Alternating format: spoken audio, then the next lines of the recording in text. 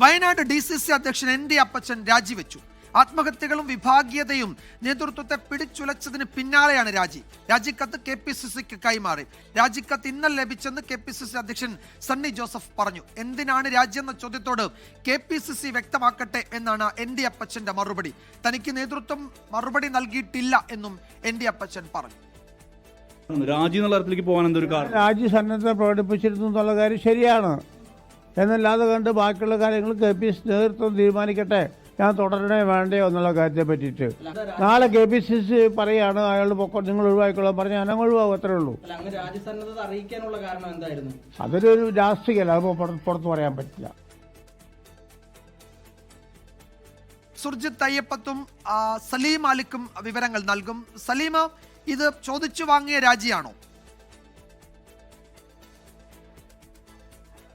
വിജയകുമാർ, ഉറപ്പായും ചോദിച്ചു വാങ്ങിയ രാജി തന്നെയാണ്. അത് നേതൃത്വം അത് അംഗീകരിക്കാതിരിക്കുമ്പോഴും മറ്റു വഴികളില്ലാതെ NM വിജയൻ്റേതുൾപ്പെടെയുള്ള വിഷയങ്ങളിൽ പ്രതിക്കൂട്ടിൽ നിൽക്കുന്ന ND അപ്പച്ചൻ ഏറ്റവും അവസാനം രാജി ചോദിച്ചു വാങ്ങുക എന്നൊരു നിലപാട് KPCC തന്നെ എത്തിയതാണ്. അതിന് പിന്നാലെയാണ് മറ്റ് വഴികളില്ലാതെ ND അപ്പച്ചൻ KPCCക്ക് ഇന്നലെ രാജിക്കത്ത് നൽകുന്നത്. അതിൽ മറ്റൊരാലോചനയും കൂടാതെ KPCC ആ രാജിക്കത്ത് അംഗീകരിക്കുക കൂടിയായിരുന്നു.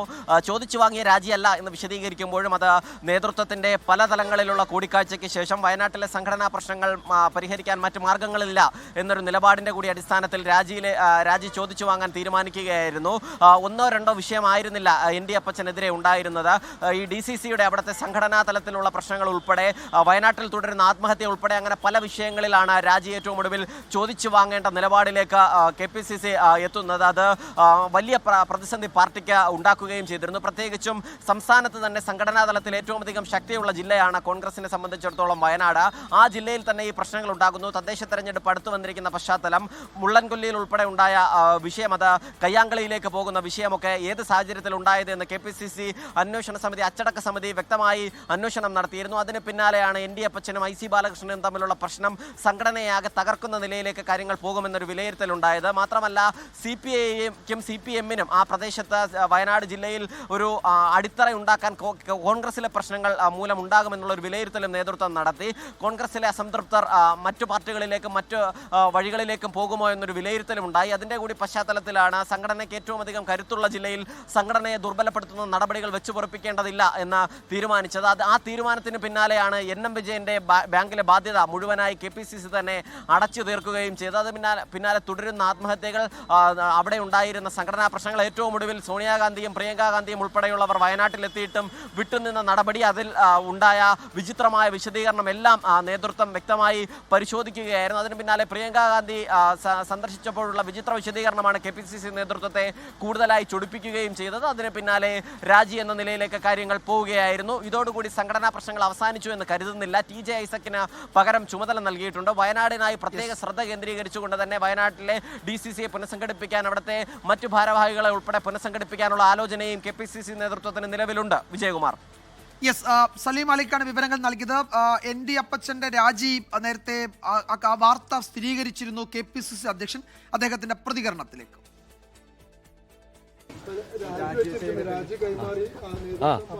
വയനാട് ജില്ലാ കോൺഗ്രസ് കമ്മിറ്റിയുടെ പ്രസിഡന്റ് ശ്രീ ND അപ്പച്ചനേട്ടൻ അദ്ദേഹത്തിൻ്റെ DC പ്രസിഡന്റ് സ്ഥാനത്തു നിന്നുള്ള രാജിക്കത്ത് തന്നിട്ടുണ്ട്. ആ രാജിക്കത്ത് സ്വീകരിച്ച് ബാക്കി നടപടികൾക്കായിട്ട് AICCക്ക് സമർപ്പിച്ചിട്ടുണ്ട്. അദ്ദേഹം സ്വന്തം നിലയിൽ രാജി സമർപ്പിച്ചതാണ്. അദ്ദേഹം സ്വന്തം നിലയിൽ രാജി സമർപ്പിച്ചു എന്നാണ് KPCC അധ്യക്ഷൻ പറയുന്നത്. സുർജിത്ത് അയ്യപ്പത്ത് വിവരങ്ങൾ നൽകും. വയനാട്ടിൽ നിന്ന് സുർജിത്ത് അല്പസമയം മുമ്പാണ് ND അപ്പച്ചനുമായി സംസാരിച്ചത്. ഒട്ടും സന്തോഷത്തോടെയല്ല, അങ്ങേയറ്റം പറയാനേറെയുണ്ട്. അത് അദ്ദേഹത്തിന്റെ മുഖത്തുണ്ടായിരുന്നു. അത് ഒരു ഘട്ടത്തിൽ പറയാം എന്ന സൂചന ആ പ്രതികരണത്തിലുണ്ട്.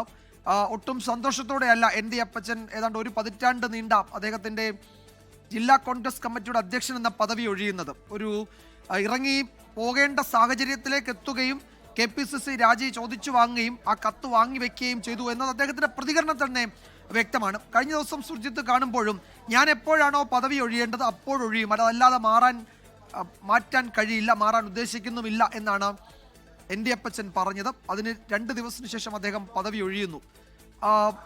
ഒട്ടും സുഖകരമല്ലാത്ത പടിയിറക്കം അല്ലേ?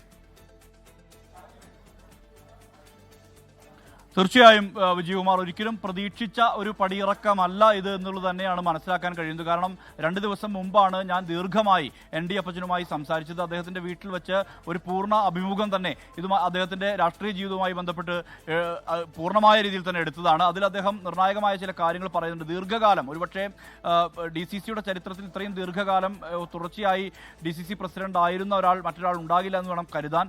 എന്തായാലും 12 വർഷം തുടർച്ചയായി ഇലക്ടഡ് DCC പ്രസിഡന്റ് ആയിരുന്ന ആളാണ് അദ്ദേഹം. അതിനുശേഷം MLA ആയി വാർഡ് തലത്തിൽ നിന്ന് പ്രവർത്തനം തുടങ്ങിയ ആളാണ്. കക്കവയൽ സ്വദേശിയാണ്. അതിനുശേഷം പിന്നീട് ഇപ്പോൾ കഴിഞ്ഞ 4 വർഷമായി, അതായത് രാഹുൽ ഗാന്ധി തെരഞ്ഞെടുപ്പ് മത്സരിക്കുന്ന ഘട്ടത്തിൽ അത്തരം തെരഞ്ഞെടുപ്പ് ചുമതലയുമായി ബന്ധപ്പെട്ടുള്ള കാര്യങ്ങളിലൊക്കെ വലിയ നേതൃപരമായ പങ്ക് വഹിച്ച ആളാണ് ND അപ്പച്ചൻ. പക്ഷേ നിലവിലുണ്ടായ കുറേ സംഘടനാ പ്രശ്നങ്ങൾ അത് വലിയ രീതിയിൽ അദ്ദേഹത്തെ മാനസികമായി അലട്ടിയിരുന്നു എന്നുള്ളതാണ് ഏറ്റവും പ്രധാനപ്പെട്ട കാര്യം. പ്രത്യേകിച്ച് വയനാട്ടിലെ ഗ്രൂപ്പ് പ്രശ്നങ്ങൾ, ഗ്രൂപ്പ് സമവാക്യങ്ങൾ, അതായത് എതിരാളികളില്ലാത്ത വിധത്തിൽ വലിയ രീതിയിൽ തെരഞ്ഞെടുപ്പിലെല്ലാം തന്നെ അത്രയ്ക്കും വലിയ ഭൂരിപക്ഷം ലഭിക്കുന്ന ഒരു സാഹചര്യം ഉണ്ടാകുന്ന ഒരു സാഹചര്യമാണ് ഉണ്ടായിരുന്നത്.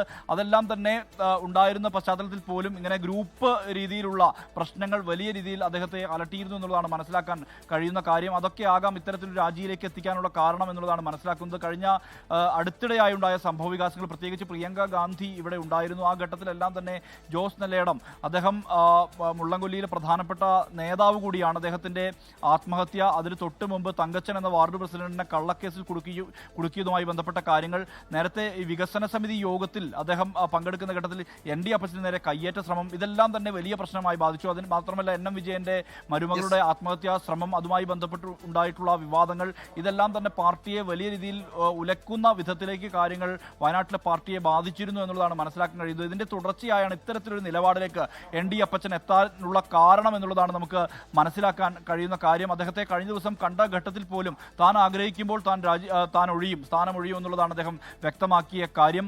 അതോടൊപ്പം തന്നെ അദ്ദേഹം പറയുന്ന കാര്യങ്ങൾ എന്ന് പറയുന്നത്, തനിക്ക് നിരവധി അഭിപ്രായങ്ങളുണ്ട്. അഭിപ്രായങ്ങളെല്ലാം തന്നെ പാർട്ടി ഫോറത്തിലാണ് ഉന്നയിക്കുക. പാർട്ടി ഫോറത്തിൽ ഇതുമായി ബന്ധപ്പെട്ട കാര്യങ്ങൾ തനിക്ക് പറയാനുള്ളത് പറയും എന്നുൾപ്പെടെയുള്ള കാര്യങ്ങൾ അദ്ദേഹം വ്യക്തമാക്കിയിരുന്നു. മാത്രമല്ല വലിയ മാനസിക പ്രയാസം, ഈ സംഘടനാ പ്രശ്നങ്ങളിൽ തന്നെ ബോധപൂർവം ടാർഗറ്റ് ചെയ്ത് ആക്രമിക്കുന്ന തരത്തിലേക്ക് കാര്യങ്ങൾ എത്തുന്നു. അതിൽ വലിയ രീതിയിലുള്ള പ്രയാസം മാനസികമായി തനിക്കുണ്ട് എന്നുൾപ്പെടെയുള്ള കാര്യങ്ങൾ അദ്ദേഹം പങ്കുവച്ചിരുന്നു. എന്തായാലും ഇങ്ങനെ ഒരു വിടവാങ്ങൽ ഉണ്ടായി എന്നുള്ളത് അത് വലിയ രീതിയിലുള്ള ഒരു അദ്ദേഹത്തെ സംബന്ധിച്ചിടത്തോളം ഇത്രയും ദീർഘകാലം പാർട്ടിക്ക് വേണ്ടി ഇടപെട്ട ഒരു DCC പ്രസിഡന്റ് എന്ന നിലയിൽ പോലും ആ ഒരു പരിഗണന കിട്ടിയില്ല എന്ന് വേണം പറയാൻ.